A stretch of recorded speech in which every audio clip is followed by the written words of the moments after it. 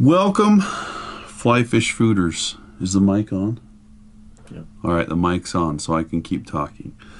We're going to tie a little Baetis pattern. I learned this pattern probably 15 years ago from a guy named Jake Ricks. He's a really good guide here in Utah. And this pattern was pretty interesting when I first saw it. So this is a little bit of a variation. He called it the better Baetis. And it's just unique enough that it makes a difference if you want to fish something that's a little bit different. So in the vise, we have a Daiichi 1110 hook. So this hook is pretty interesting. You guys have heard of the Orvis Big Eye hook? Well, guess what? This has an oversized straight eye.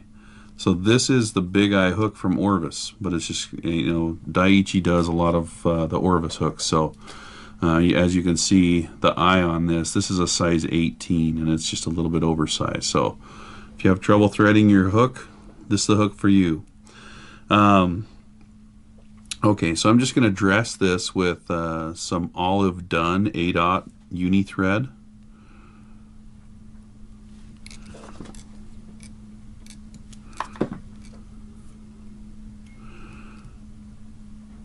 And I'll dress this all the way back, even though I'm going to start tying in materials about right here in the midpoint.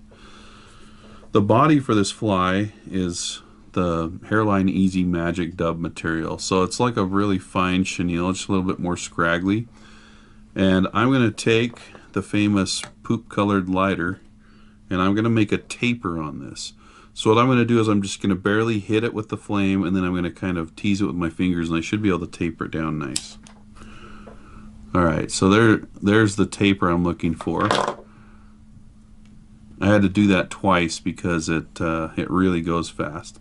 So you can see there's a natural curve to this. So I'm going to tie this in kind of curving upward a little bit.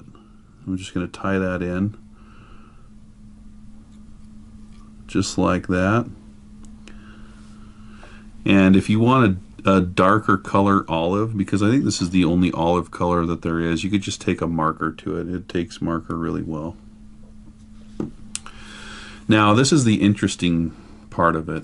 A lot of times the fish kind of care whether or not the adult mayfly has split tails. And so this is where this pattern really is intriguing.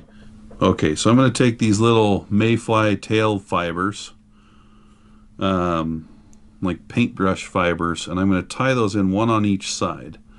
So what I'm going to do is I'm going to tie that in just a little bit longer than the tail, but I'm tying it in right up here where the body starts. And I'll splay that out. So as you can see, we have two little fibers that give the appearance of a split tail. So it'll have kind of an interesting silhouette in the water. So anyway, kind of a cool little deal there. Alright, so the rest of the pattern is very similar to John Barr's Visidun. So it's just got a parachute post right in the where the wing is, and then we're just going to wrap dubbing and hackle.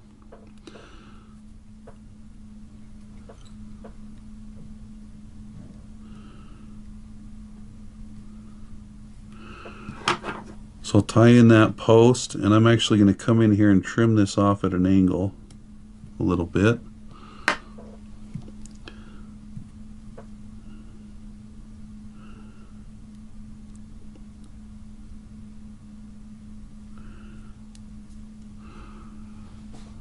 So I just have a little bit of material coming up. So now I'm going to take a pretty interesting color of hackle. This is called light tan dun. And so this hackle is, it's actually kind of dirty. It's from the Hebert Minor line of birds from Dr. Whiting.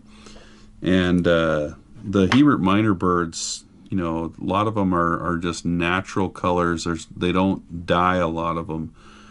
And they just make for a super buggy pattern. This color is super versatile. You can use it on Baetis, on PMDs, on caddis, on all that stuff. So I'll just take an appropriate sized hackle, and I'll tie that in right behind this little wing. Okay, I've got some size 18 hackle tied in here, and I'm just going to dub a little bit on the thorax, and I've got kind of a bump here, so just a few wraps behind the post or the wing, and then a few in front.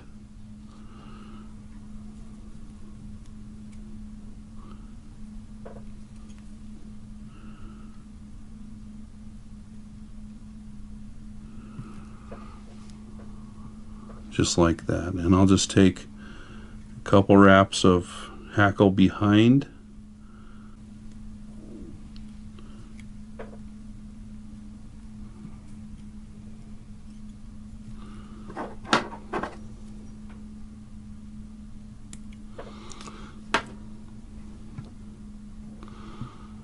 So once I've got the hackle in there, you can see that's a pretty buggy little profile.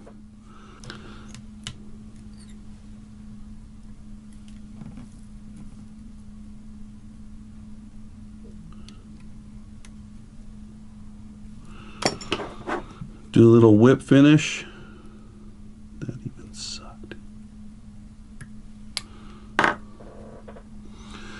Okay, from here, what I'm going to do is I'm going to trim the wing longer than the hackle.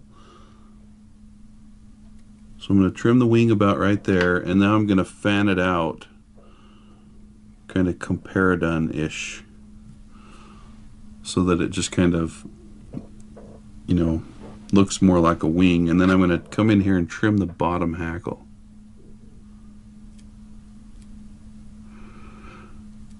And I like to trim it all the way up to the thorax.